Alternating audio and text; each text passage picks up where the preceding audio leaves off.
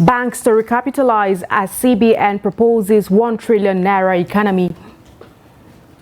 Tribunal orders INEC to provide Kogi electoral materials within 48 hours. Troops rescue 6 abducted victims in Kogi forest. And on the foreign scene, Sierra Leone declares nationwide curfew after attack on armory. Hello and welcome to Trust TV News Hour. I'm Aisha Salihu.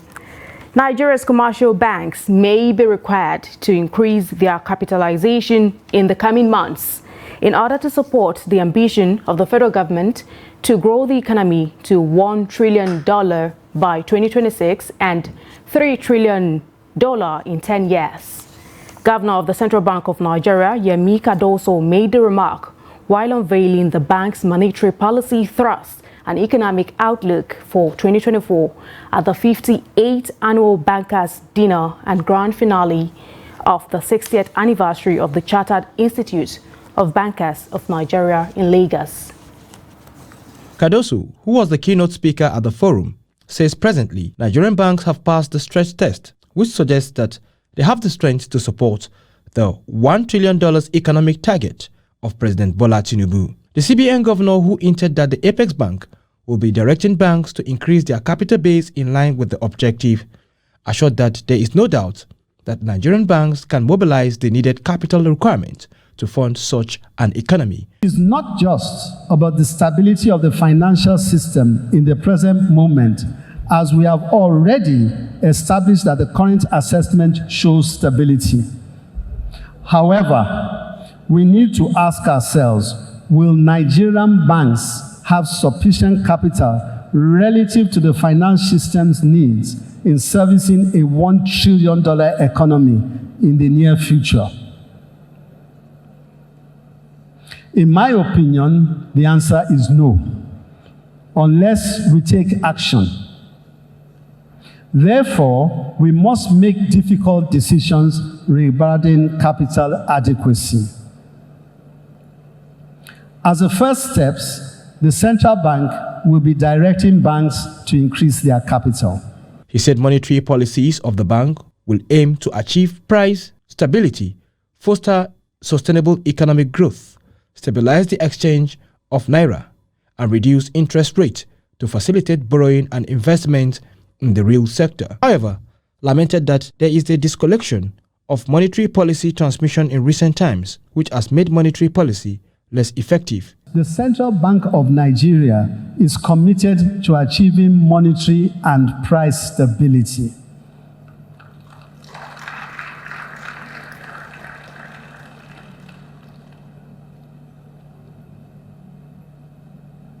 This is not just a technical objective, but it has real-life implications for the well-being of all our citizens.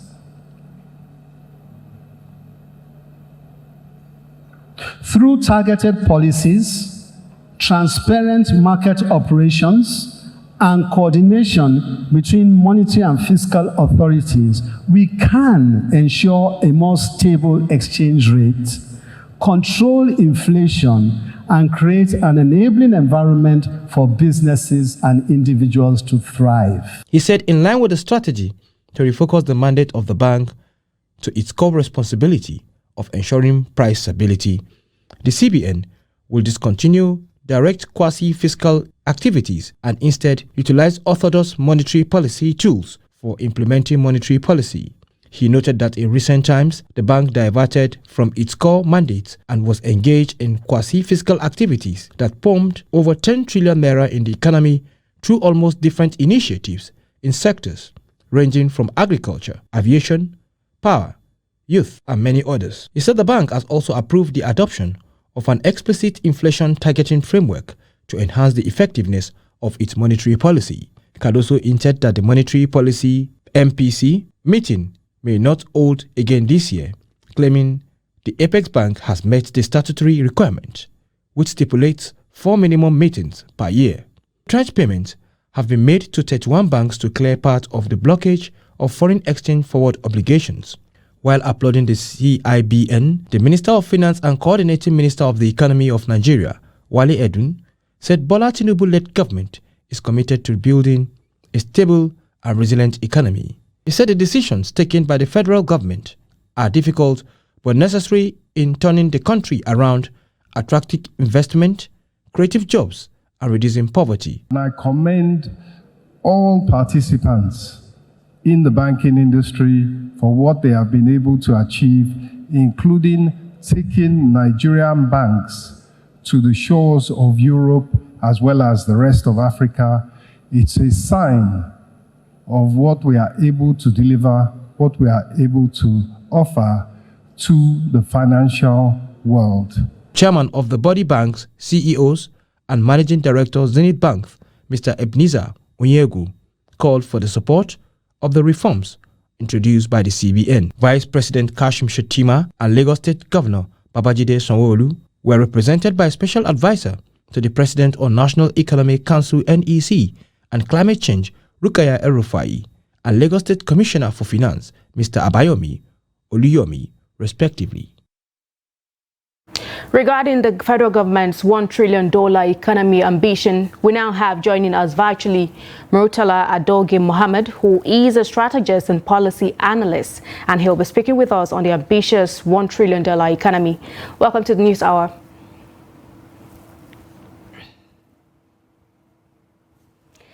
Now, the Tinubu administration has outlined in its widely circulated Policy Advisory Council report on the national economy earlier this year, has set an ambitious goal of achieving a gross domestic product of $1 trillion over the next 7 years.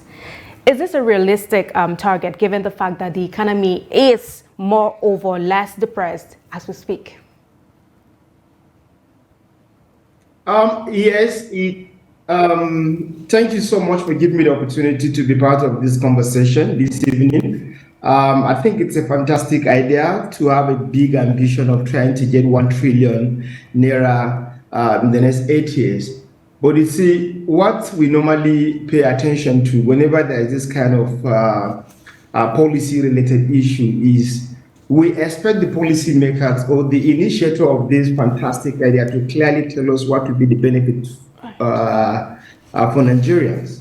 So when you come up with the policy, it's fantastic, but clearly state the goals of the policy so that we can be able to track and monitor and measure the performance of this policy, maybe at the interval of 2 years, 4 years, and maybe 8 years. But in the situation whereby you said you have a policy to target 1 trillion GDP in the next 8 years, fine. But the question we normally ask is that, how will this GDP in the next 8 years translate into lifting Nigerians out of poverty? That is one. How is the policy of targeting 1 trillion economy going to reduce maternal mortality in our hospitals? How is the policy of 1 trillion naira economy in the next 8 years going to reduce the out-of-school children in Nigeria? How is the policy of 1 trillion going to increase opportunity for young people to have access to jobs? How is the 1 trillion naira economy going to reduce the number of women that are dying in the hospital during giving birth? So every policy should be clearly spelled out the goals, the targets, the milestone, the result that we may likely achieve. Thank you so much for that response. You sense of acceptability and ownership in Nigeria. Thank you so much for that response. You have talked about how every policy should be properly explained. You know, every policy formulation should be clearly stated out. But then the finance minister admits that the banks, as they are presently, are not capitalized enough to operate in this kind of economy. So government is going to, you know, have to be asking them to increase their capital. Given the history of recapitalization in Nigeria, do you think this is a viable plan?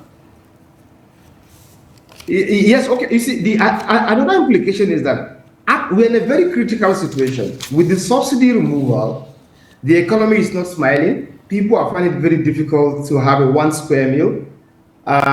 So we have to be very careful with dishing out policy per second, per minute, without clearly studying what will be the impact and what will be the effect on the people. Now, if you want the bank to strengthen their capital base to like maybe 1 trillion naira, what will be the implication? It means we should expect increase in interest rate. We should expect increase in interest rate. We should also expect maybe increase in charges from the bank. So because you want bank to strengthen their capital base to 1 trillion, they're going to do it. Who will be the one to pay? So if you withdraw 20,000 naira and they are charging you maybe 25 naira, then maybe the bank will now begin to charge 15 naira. So this is one of the strategies for to strengthen their capital base. There will be more charges, there will be more interest rates, and the economy is such in a situation whereby people are even struggling to access loan from the bank because of the huge interest that people are paying. Okay. So you want bank to strengthen their capital base, automatically they are going to do it, but the masses may likely not, or maybe they want to bear the brunt of this increase in the capital base. Okay, you did talk about you did talk about the effect of this particular policy on the people. Now, just before we go, because we are running out of time, how do you think these ambitious plans benefit the ordinary Nigerian, seeing that most citizens are stuck in a poverty cycle and more being pushed into multi-dimensional poverty? I think it's even beyond multidimensional poverty. It's what we call intergenerational poverty. Intergenerational poverty is a situation whereby the grandfather is poor, the father is poor, the person in charge is poor, and the children are also poor. So I'm saying that the government is really new to some extent. We should be very careful. We can have policies that are incremental. We increment some things gradually. But for now, the benefit might be for international investors. Because when we have a very strong GDP, then it's now built confidence that people can come in from other parts of the world to invest in Nigeria. Okay. But for now, even the current GDP that we have, you see, we need to go beyond this GDP as a measure of economic success. We should begin to use the level of Nigerians that are very happy, like kind of Nigerian Development Happiness Index. All right. Thank you so much. People are happy. Then what is the essence? I wish we had more time to continue this conversation with you, but we do hope to pick up this talk with you in subsequent bulletins. We had Murtala Adogi Mohammed, who is a strategist and policy analyst. He has been speaking with us on government's ambitious $1 trillion economy. Thank you so much. Now, moving on, the economic state of majority of Nigerians is depreciating, according to Makurdi residents. It is obvious the government and the elite class are not conversant with the terrible tales going on in the markets. Jimmy Azande completes the story. So Benue, like many other states in Nigeria, is a civil service state. Therefore, most people depend on meager monthly salary and profits from petty businesses for survival. In the wake of the new administration of President Bola Tinubu, inflation and cost of goods and services have continued to attract outcries. Our challenge where we say we suffer for this place that we never get person where we come. You see at this market bigger, the market is small. And you see we never get, if we can get government where we come help us. They are saying we get company where will help us, they do like fruit juice. You hold money now, you cannot buy things in the market. Something is difficult. We are suffer and you buy it come, you cannot sell it. You buy cream 700, now cream is 2,000, 2,500 in the lowest price, 2,500 in the market. We don't suffer too much. They all government all day. We are so there, they suffer money, not to see food to chop on a problem. This on where we are. If you don't have this full government to enter now, we need help from them. May they help us. Despite several policy pronouncements by the state and national governments, the residents fear that there is no corresponding effect on the lives of ordinary citizens. Government is not encouraging businesses. You start up a small business, and as you are starting, you have so many group of persons coming up with claiming so many tax rights over you. As of 2022, the unemployment rate in Nigeria is put at 87.7%, which is so alarming. And it calls for concern. And also, some persons are incapacitated, because of financial resources, because for individuals to operate, they need some finances. Where will the help come from? Well, this is a puzzle most residents of Benue are living with, as every day ushers more troubling experiences. Jimmy Azandi, Trust TV News, Makurdi. Former governor of Jigawa State, Sule Lamido, says the current hardship in the country will take Nigerians to the grave due to President Bola Ahmed Tinubu's acts on continuity with policies of former President Muhammadu Buhari. Lamido speaks to Media Trust Group's Northwest Bureau Chief Ahmad Dati in Kano. Cost of living crisis in the country may worsen, according to report, because the number of Nigerians living on less than $1 per day may rise to 40 million. President Bola Tinubu had, after removing fuel subsidy on May 29th, asked Nigerians to endure the hardship that followed for a prosperous future. For the former Minister of Foreign Affairs, Sule Lamido, Nigerians were the architect of this problem by bringing the APC to power, rejecting the PDP at the election in 2015 and the subsequent elections. After 8 years, Tinubu came, he still continued where Buhari stopped. So the next destination is our grave. It's our next destination, the grave. Because the journey is now moving, carrying on the trailer, poverty, hunger, insecurity, hate, despondency, frustration, anger, pain, agony, ordeal. And the destination is the grave. On the allegation that the ruling party is turning the country into a one-party state, capturing state it lost on the ballot through the law courts, Lamido believes those in power do not exhibit the character of statesmen. When they try to win every election by hook or crook, they'll say, okay, go to tribunal. That's what they say. They'll do all they can to win the election. And they'll say, okay, fine, go to tribunal. And by the time you go there, they're there earlier than you. Isn't it? I mean, if the whole CGN of Nigeria would attend a party organized by G5 governors and show its own support for them, it says a lot about judiciary.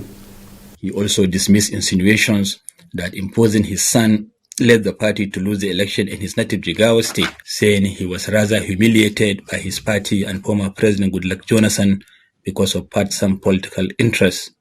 Ahmad Dati, Trust TV News, Kano.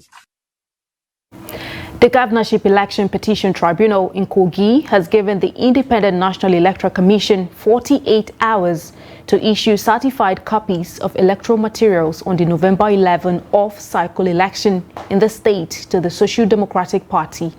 It also ordered INEC to allow SDP's forensic experts to examine some electoral materials. The materials include the bimodal voter accreditation system and result sheets for Adavi, Okene, Okehi, Ogorimagogo, Ajaokuta, Lokoja, Kogi, and Basa local government areas. The tribunal ruled last week Saturday in Lokoja after the SDP requested the materials to prove its case in the petition it filed against the victory of the All Progressives Congress at the election. Chairman of the tribunal, Justice Ado Birnin Kudu, gave the order following two ex parte motions filed on November 19 by the SDP and by its governorship candidate, Maritala Yakubu Ajaka.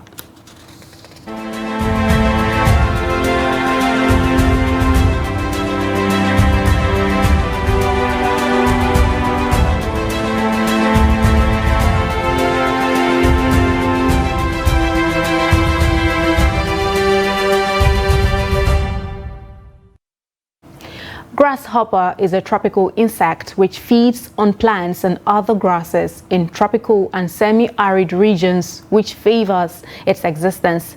It is now consumed as a tasty delicacy in Katsina. Abdullahi Yamadi reports that residents take advantage of the abundance of grasshoppers in the state and turn it into a lucrative business for domestic and export purposes to make ends meet. Grasshopper is no longer a threat to plants and other crops as it were in the past, as Katsina residents pick, process and fry it as a tasty delicacy. Due to maybe some that they are lacking of like meats, they can take grasshopper because it have many nutrients, like it's a part of protein diet. Many believed that grasshopper tastes better when prepared well with ingredients, and it gives the best satisfaction than animal meat and chicken, as asserted by this customer. Wow, this grasshopper tastes good. Let me tell you something you may not be told by any other person. Many married couples, children, and other well-to-do now prefer grasshopper than chicken and other red meat. The secret is for you to find out. There are over 1 million youth within the value chain of grasshopper business, from the supply to the processing and to those selling the end products in the ancient city of Katsina, making millions of naira on daily basis. Abdul Hassan is physically challenged, but dropped begging and resorted to processing and selling fried grasshopper at several spots in Katsina city. Hassan is happy with the business. I am fully contented with this business. From it, I bought houses, plots, got married, pay my children's school fees, and above all, I'm now an employer of labor. Abdul Hassan is not only self-reliant, but has employed over 40 youth who work under him, and from grasshopper business, they pay school fees and other basic necessities. These grasshoppers are not only consumed in Katsina, but other places like Kano, Kaduna, Abuja, Lagos, and other cities in Nigeria. Beyond that, thousands of bags of grasshoppers delivered to Katsina from Niger Republic and nearby bushes around Katsina are processed for export to England, America, Saudi Arabia, and other African countries such as Cameroon, Ghana, and Central Africa Republic. On my own part, I have over 17 people working under me, and we sell from 50, 100, 200, 500, 1,000, up to 20, 50,000 naira grasshoppers.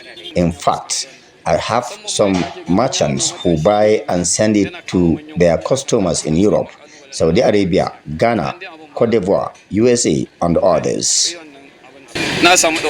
As the business is booming by the day, stakeholders mentioned high cost of vegetable oil and other ingredients as their major constraints, calling on the government to assist them, at least with empowerment.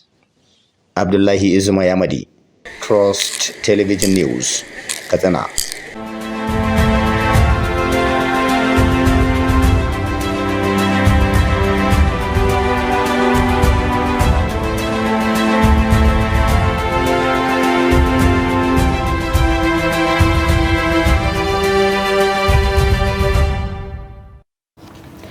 A Nigerian airline leaves her passengers in distress as it mistakenly lands in Asaba Airport instead of Abuja, where passengers booked. A user on the microblogging platform X, identified as Dawisu, called out United Nigeria Airlines over a careless action that cost their passengers their time. According to the passenger, the flight left Lagos State for Abuja, only to land in Asaba as a result of a wrong flight plan handed to the pilot. Sharing a picture of the passengers, clearly infuriated, the Nigerian man mocked the airline for probably landing them in another state as the flight took off a second time. We now have speaking with us Salihu Yakasai, who was a passenger on the United Nigeria Airline flight. He's joining us via Zoom. Thank you so much for joining us on News Hour. Thank you very much for having me. I understand your flight eventually arrived in Abuja safely. Now, I'd like to know, how traumatic was it for you when you had landed in Asaba and not Abuja?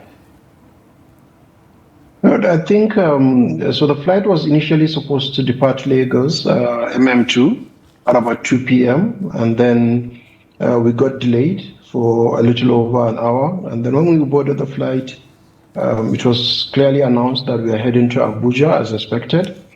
But upon arrival, when we landed, I noticed that the airport is not Nnamdi Azikiwe International Airport, Abuja. But the cabin crew, who usually announce the arrival of the plane, stated that we are in Nnamdi Azikiwe International Airport, Abuja. So I got so confused, just as other passengers actually did as well. And we didn't know what was going on. We thought perhaps maybe, there were other passengers that were supposed to be dropped off first at Asaba before proceeding. But after a couple of minutes, we realized that there isn't any passenger that was coming down.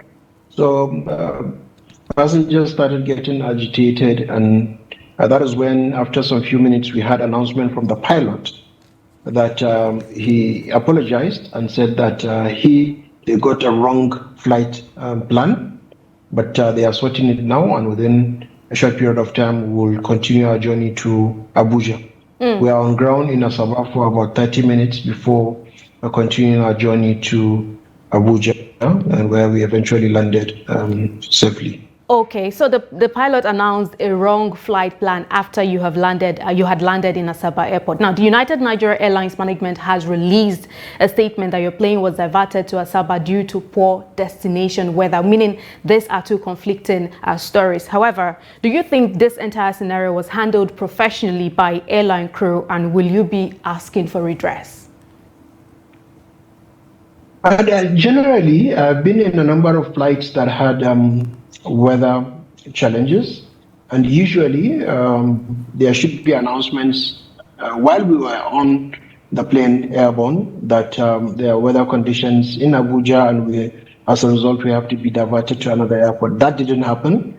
When we landed, the cabin crew himself announced that we are in Abuja, which was not the case. We're in Asaba. It was later on that we realized we're in Asaba. So clearly, I don't think the statement issued by United Nigeria is accurate. I don't know who gave them that notion that there was that. And when we landed at Abuja, there was actually no weather issue. We've seen other aircrafts landing. There was no bad weather at all. There was no indication that there was a bad weather prior to that, whether it rained or there were clouds, none of that. So clearly, I think the United Nigeria Airline needs to give a better explanation as to what happened, and then to see how they prevent that from happening. Thank you so much for joining us on News Hour. Thank you so much for speaking with us. There we had Salihu Yakasai, who was a passenger on the United Nigerian Airline flight, which was diverted to Asaba from its original destination because of bad weather in Abuja. Thank you. And now to more stories. Troops of the Nigerian Army and local vigilantes have rescued 6 hostages abducted by bandits in a forest in Shanga local government area of Kebbi State. The all-male hostages were rescued in good condition on Friday and had been reunited with their families. This was disclosed in a statement on Sunday by the Special Advisor to Governor Nasir Idris on Media and Publicity, Yahya Sarki. He commended the gallant efforts of the troops, reiterating the unwavering commitment of Kauran Gwendu's led administration towards supporting the security agencies in the state. A Bomotoro community in the Bomo clan of Southern Ijo local government area of Bayelsa State on Sunday protested the invasion of the riverine community by military gunboats. The community chiefs, women and youth claimed that the invasion was aimed at installing one Friday Jonathan, who had been rejected as paramount ruler of the community. They vowed to resist any attempt to impose the man they described as an unwanted stooge as paramount ruler of the community. Caretaker Committee Chairman of the Southern Ijo Council area, Lucky Okode, had raised similar security concerns over the operations of oil surveillance contractors in the state. The council chairman accused an oil surveillance firm of security breach, including the destruction of lives and property. He said staff of the company in September, while patrolling the rivers in gunboats, invaded Okputuari, a community in the area where it allegedly caused mayhem, fear and destruction of lives and property. When contacted, the acting spokesman for 16th Brigade of the Nigerian Army, Yenagoa Abu Sule, said he is yet to receive such information but promised to find out and revert. Now, the Benue State Police Command has rescued 2 traders abducted by gunmen. The traders were reportedly kidnapped by gunmen who invaded a market at Mchia community in Logo local government area of Benue State. A family of one of the kidnapped traders who did not want to be named said that the abductors had demanded 10 million naira ransom, noting that the incident was immediately reported at a police station in Ugba, headquarters of the local government area. In a statement issued and made available to journalists on Sunday, Anene said that the kidnapped victims were rescued on Saturday. Still on security matters, the Chief of Defense Staff, General Chris Gwobi Musa, has called on troops of Operation Mugumbugu II in Niger State to continue to persevere in the ongoing fight against banditry and insurgency in the country. The Chief of Defense Staff gave the charge at the 2-week exercise of Operation Mugumbugu II 2023 at the Nigerian Army main training area, Kontagora, the headquarters of Kontagora local government area of Niger State. Represented by Major General Jal Jimo, Chief of Doctrine and Combat Development, the Chief of Defense Staff expressed satisfaction with the display by the troops and charged them to always demonstrate high sense of professional conduct in the discharge of their national duties. He extolled the resilience of the troops, saying that the aim and objective of the training tagged Operation Mugumbugu was to adequately prepare the troops to effectively discharge their duties in both combined and joint operations. General Musa reminded the troops that the nation is confronted with a myriad of security challenges that has necessitated the deployment of troops on various tasks across the country, and urged them to always get prepared to put into practice what they have learned in the defense of Nigeria. Chief of Army Staff, Lieutenant General Taoreed Lagbaja, also represented, said the exercise Mugumbugu was designed to exercise a typical Nigerian Army division in all maneuvers with emphasis on integrating land and air operations, command and control in all phases of limited, conventional and asymmetric operations. You're watching the News Hour on Trust TV. Coming up after the break, we'll take a look at how Kaduna local blacksmiths appeal for support to sustain business. More news when we return. Do stay.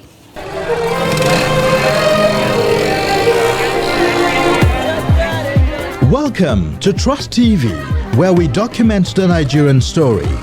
Our programming showcases the rich culture and diversity of Nigeria. We strive to amplify the voices that make our nation unique. Our programming is designed to take you on a journey through the different tastes of entertainment in our country. We showcase the best of Nigerian culture, from traditional craft to cutting-edge technology. Our team of expert journalists are dedicated to unveiling the intricacies of our culture and telling the untold stories that binds us all. And let's not forget the food. Nigeria has diverse and flavorful cuisines, some of the favorites to millions across the world. What is Nigeria without its people, their passions and their talent?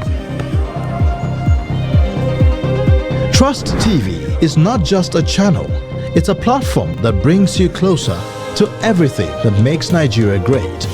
Trust TV, documenting the Nigerian story.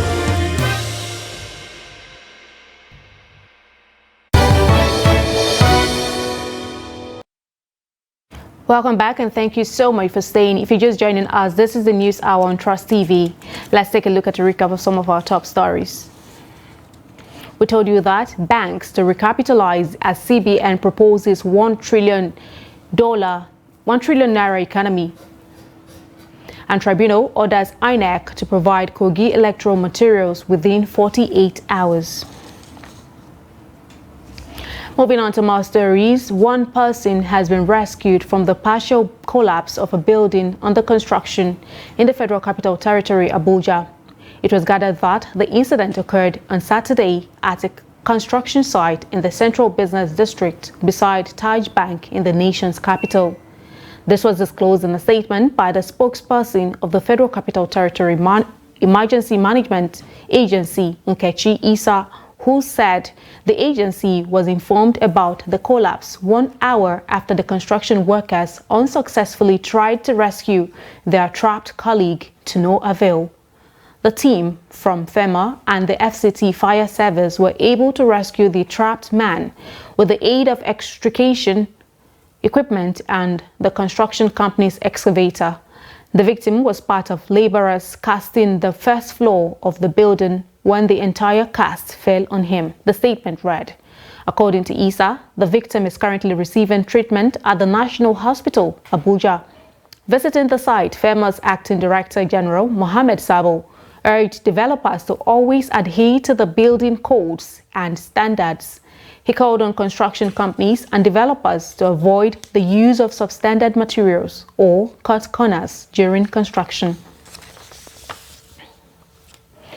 In a sad development, the Kwara Sector Commander of the Federal Road Safety Corps has confirmed the death of 8 travelers at Oke Onigbin along Omaron-Ilorin Road in Irepodun local government area of Kwara.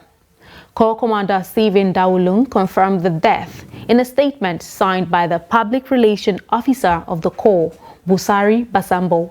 Dawulung said that immediately after they received the report of the crash, the FRSC standby rescue team at Omaron Unit Command was immediately mobilized to the scene for rescue.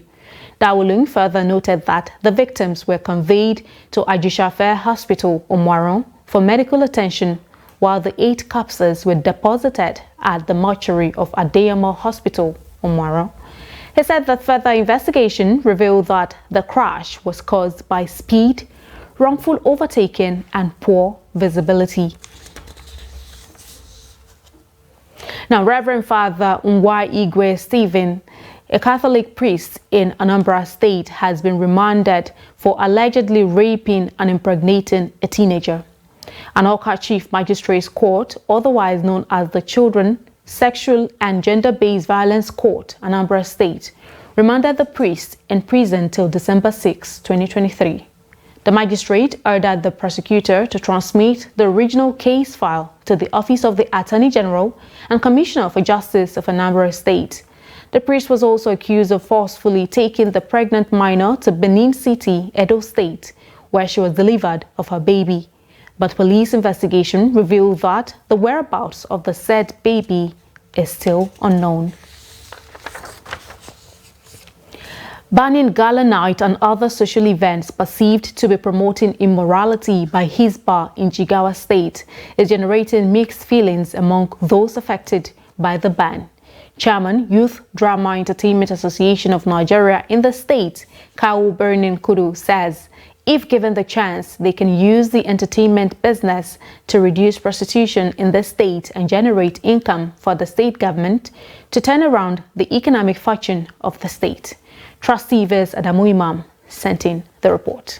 Jigawa State History and Culture Bureau had written to the Hisbah in the state informing its commandant of ban of gala events throughout the state. Kaubin Nkudu says they expected the state government to appreciate their potentials instead of banning their activities. According to him, they promote social activities contrary to what other people think. He said residents and visitors usually ease their stress after the day's hard work at the entertainment center.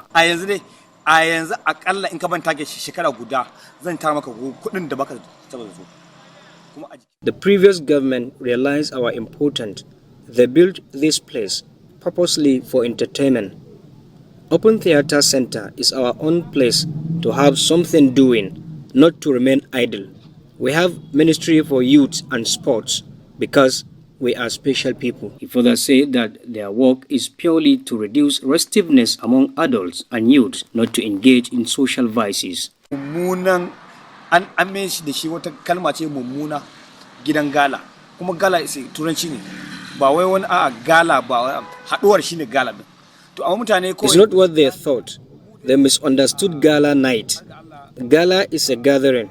This is our profession, to entertain people. We are strategizing how to improve, whether in Jigawa or any other place. We only know entertainment. We can prosper. anywhere we go. Now the state is boring. If they don't like what we do, then we are ready to leave and move elsewhere. However, Jigawa State Hisba says the clampdown on such gala night centers across the state is yet to commence, but certainly it is working closely to reduce social vices. There are many businesses to engage in. It's not only restricted to entertainment as well. And every right-thinking person knows their business is not legitimate one that is accepted and socially approved because it generates immorality within the society. It is a questionable business. Meanwhile, other residents of Dutse share their views on the issue.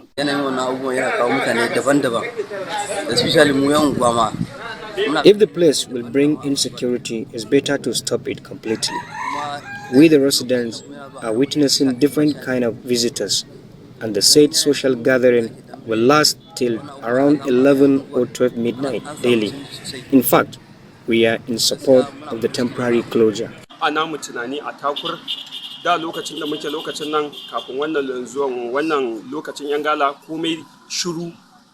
belief here in Takor, before now we are enjoying visitors here. They always boost our local trades. We easily get what we want to buy, but now the area is so boring. For instance, looking at the town, no social activities, if not at the open theater center here. People need a place to relax, at least after working hours. We are doing business to help ourselves. As they close the place, it's affecting us, honestly. Because some of them, they are patronizing us, like my customer, provision stores, POS, those that are frying akara, those that are selling pure water. Ever since they closed the place, we are not smiling. We are not happy with it. Please, they should help us and open it back. Vice President Kashim Shettima has described unity, cultural diversity and root of development and progress in Nigeria and Africa as a whole. The Vice President disclosed this during the Akeson Day celebration at Ikperu, Ogun State on Saturday. Trust TV's Abbas Ibrahim Dalibi completes the report. Akeson Day is a traditional festival celebrated yearly in Ikperu area of Ogun State, southwest region of Nigeria. It is a celebration of women in entrepreneurship and leadership in Africa. The 37th Akeson Day was celebrated dynamically on Saturday, where sons and daughters of Ikperu land from Nigeria and abroad, as well as their friends and well-wishers, graced the historical event in their colorful traditional attire. The paramount ruler of Remo land and the chairman of Ogun State Council of Obas highlight the importance of the historical celebration. To Remo people, the event was graced by the Vice President of Nigeria, Kashim Shettima, and several esteemed personalities. Speaking at the event, Shettima have the importance of unity and cultural diversity. This edition of the festival, like the ones before it, steeped in the essence of the unity we have forged as a nation. It symbolizes the heartbeat of our nation, and Ogun State has long become the template for the resilience of our cultural practices and vehicles for progress. Ogun State Governor Dakwa Abiodun said the cultural festival, symbolized by the legendary Akeson, remain a symbol of heroic exploit, valor, and self-sacrifice for the common good of the Ikperu people. The Akeson Festival has attained global prominence because of its historical significance and serves as a reminder of the rich cultural heritage, tradition, and unbroken string of great accomplishments of the Ikperu rebels from their homestead. Several traditional drummers, dancers, and singers entertained people that came from within and outside Nigeria to witness the colorful traditional festival.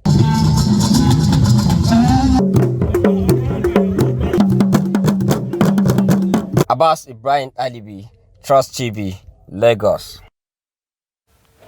University graduates are now embracing self-sustaining initiatives in a bid to earn a living despite the lack of white-collar jobs in the country. Trust TV's Ajibade Praise encountered an Imo State University graduate, Chibrike Escobar, who now makes money from painting female nails in addition to making their hairs. Fixing of nails and making of hair used to be an exclusive preserve for female. But not anymore, as youth like Chibrike, who are tired of waiting for white-collar jobs, now engage in this beauty vocation with a view to earn a living. So it is with a number of industrious ladies delving into the main occupations such as barbing, auto mechanic, and other engineering works to make ends meet, not minding the tedious nature of such vocations. Initially, it's just what I have the passion. I love the work. Although I'm a graduate, I graduated as a military engineering. My advice to people is that they should not look down on anything. You know, work as it starts now, you must have your education and then your hard work. And I love this work. I love them. I know if you play with this work, even though I be like Cubana chief priest, I must have a shop where I'll be going at least once in a week. Wow. Some of the ladies who patronize Chibuike express pleasure and satisfaction over what they call his styling services. The service was nice, like the nails is very nice, came out very well. I like the design and everything on it, so it's very nice. I feel okay, and I feel what a lady can do, a guy can also do it better. You get so for the guys, like guys doing ladies' work, I think they are more relaxed when doing a lady's hair than the fellow lady. So I prefer a guy doing my hair because he will come down and do your hair very well and make you look nice than the other, maybe say my gender. Narrating the challenges that comes with the job, Chibuike said the lack of power supply is a major problem they battle with on daily basis. They now run the business on generator sets, which undermines the desire to grow the business. The challenges I'm facing is all about the fuel and the rent. You know, this time around, no money. Nigeria don't rent, so money no day. So the little ones, we are just managing. The challenge is fuel, and the price is too much, and the shop rents are too much, and we are not seeing customers. While he earns a living from this vocation, he says challenges of present-day economy of the country are impacting negatively on small businesses. Small-scale entrepreneurs like Chibuike only hope authorities concerned will do the needful to support their self-sustaining ventures. Ajibade Praise, Trust TV News, Owerri. Despite the infusion of modernity into the ancient business of blacksmith, operators are still earning a living from it. Some blacksmiths say if supported with the modern tools, they can compete favorably in the market. Trust TV's Bello Musa visited Gidan Makera in the ancient city of Zaria and sent in the report. They are blacksmiths, also known as Makera in Hausa, and the place they ply their trade is called Makera. This has been their source of livelihood for years. This serves as the local industry which produces tools for household use, farmers, and weapons for war in the ancient days. This house has been in existence for hundreds of years, and it was the then Emir of Zazzau, Malam Abdul Salam, that gave our forefathers the land to build the house when they migrated to Zaria. It is one of the historic houses in Zaria.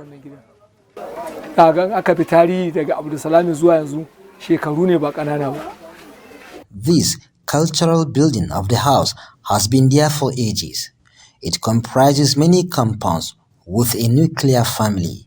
The only way for them to keep this old practice alive is to transform the skills to these children at an early age. More than 100 children in this house who all belong to this family, and all of them are learning this trade from early age. ya gaishe ka shi ya san ka amma kai baka san shi ba. This zuga-zugi is key in the makera, as it is used as a source of energy to melt or bend the iron into different shapes. However, the cost of iron is affecting their production. Babu sana'an da bai da kalubale. Challenge is iron. In the past, iron was available and affordable, and we used to even get it for free. But now, we buy it at an exorbitant price, which is affecting our business. In northern Nigeria, farmers, local barbers, and households are still patronizing blacksmiths called makera in Hausa. They are therefore calling for government's intervention to boost their business. Bello Musa, Trust TV News Kaduna. The College of Liberal Studies Hassan Usman Katsina Polytechnic has held a lecture to remember an iconic leader, late General Hassan Usman Katsina. Katsina Polytechnic was named after the famous military leader, late General Hassan Usman Katsina. This year's event was organized with a lecture titled Contemporary Security Challenges in Northern Nigeria, Genesis, Repercussions and Remedies. Abdullahi Yamadi completes the report. In our subsequent bulletin. Now moving on. SocioEconomic Rights and Accountability Project has called on the World Bank to suspend issuing loans to Nigeria's 36 states over allegations of mismanaging public funds, which may include loans obtained from the institution. In the letter dated 25 November 2023, the group specifically wants the bank's president, Ajay Banga, to promptly, transparently, and effectively conduct an investigation into the spending of loans and other facilities by the country's 36 state governors, and to suspend any loans and funding if there is relevant admissible evidence of mismanagement or diversion of public funds by any of the states. In a statement on Sunday by Serap Deputy Director Kolawole Oluwadare, it also asked the Global Bank to suspend further applications for loans and any other funding to the 36 states until these states can satisfactorily explain details of spending of loans and other facilities obtained from the bank and its partners. On the foreign scene, at least 6 Palestinians have been killed in Israeli raids in occupied West Bank. Palestinian Red Crescent says Israeli army besieged 2 hospitals in occupied West Bank in a night of deadly raids. The exchange on the second day of the 4-day truce was delayed for hours over Hamas's allegations that Israel was violating the truce deal. More than 14,800 Palestinians killed in Gaza since October 7. In Israel, the official death toll stands at 1,200. Still on the foreign scene, a military armory in Sierra Leone's capital, Freetown, came under attack on Sunday, the government announced as it imposed an immediate national curfew. The government said those attempting to break into the armory had been repelled. Witnesses told AFP they heard gunshots and explosions in the city's Wilberforce district. The Information Ministry said in a statement it assured the public that the government and state security forces are in control. There was no further details given on the alleged perpetrators of the attack or their motives. Sierra Leone, an English-speaking country in West Africa, has been going through a political crisis following presidential and general elections in June this year. In sports, after 2 days of intense competition, House of Arewa have emerged champions of the inaugural Emir Ado Bayero Dambe Championship Cup held at Dorayi Palace in Kano. The championship, organized by the African Warriors Fighting Championship, the leading promoter of Dambe boxing, was part of events to celebrate the legacy of traditions, a year-long festival showcasing Kano culture with the Kano Emirate Council. At the event, 16 athletes from Dambe houses of Arewa, Kudawa and Gurumada competed in 8 bouts, with House of Arewa coming out victorious. House of Arewa won 6 out of 8 bouts to secure the Emir's Cup, which was presented to them by His Royal Highness, the Emir of Kano, Alhaji Aminu Ado Bayero. The traditional wrestling event attracted over 5,000 fans, while many streamed it live via AWFC, ARTV, and Legacy of Tradition social media pages. I beg your pardon. Also speaking on the championship, founder of African Warriors Fighting Championship, Maxwell Kalu, said the championship celebrates African tradition.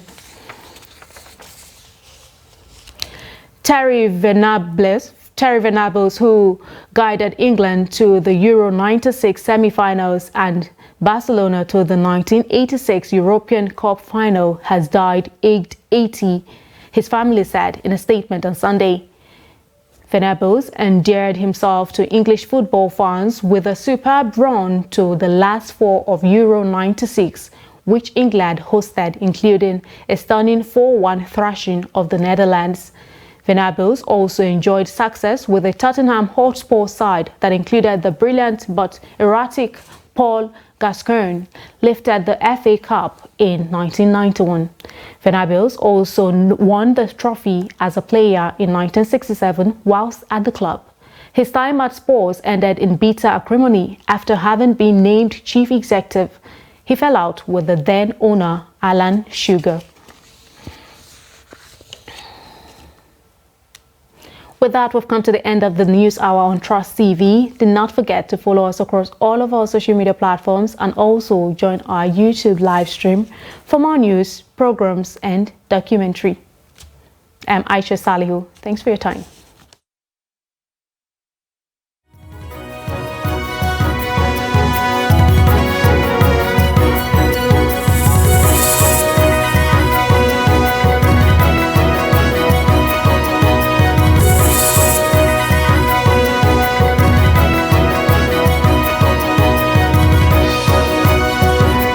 From the Daily Trust News Center, this is the News Hour.